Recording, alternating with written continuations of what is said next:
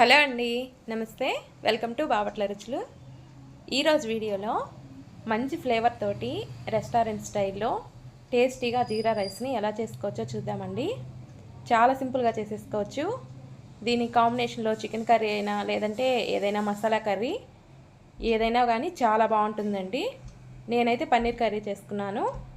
చాలా బాగుంది టేస్ట్. ఎక్కువ టైం లేనప్పుడు ఇలా సింపుల్గా చేసేసుకోవచ్చండి. అది ఎలా తయారు చేయాలో చూద్దాం. నేను నార్మల్ రైస్ 1/2 kg తీసుకున్నానండి. వీటిని 1/2 అవర్ ముందు కడిగేసి నానబెట్టేసుకొని ఉంచుకోండి. నేను రైస్ కుక్కర్ గిన్నెలో చేసుకుంటున్నాను. 2 స్పూన్స్ నెయ్యి, 2 స్పూన్స్ ఆయిల్ వేసుకొని వేడి చేసుకోండి.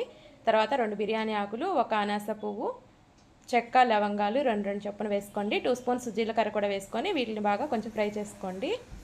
అవి బాగా ఫ్రై అయ్యాక 4-5 పచ్చిమిర్చిని కూడా సన్నగా ముక్కలు కట్ చేసుకొని వేసుకోండి.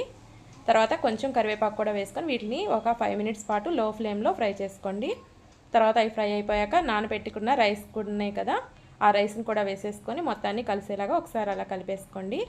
2 గ్లాసెస్ రైస్కి 4 గ్లాసెస్ వాటర్ వేసుకోవాలి. మీరు బాస్మతి రైస్తో చేసుకునే పని అయితే 1 గ్లాస్ రైస్కి 1.5 గ్లాస్ వాటర్ చొప్పున వేసుకోండి. తర్వాత టేస్ట్కి తగ్గట్టు సాల్ట్ వేసేసుకొని కలుపుకొని హై ఫ్లేమ్లో 10 మినిట్స్ పాటు ఉడికించుకోండి. తర్వాత వాటర్ అంతా పూర్తిగా దగ్గర పడిపోతున్నాయి కదా, ఇప్పుడు ఒకసారి కలిపేసుకొని లో ఫ్లేమ్ పెట్టుకుంటూ ఇంకొక 5 మినిట్స్ ఉడికించుకోండి రైస్ని.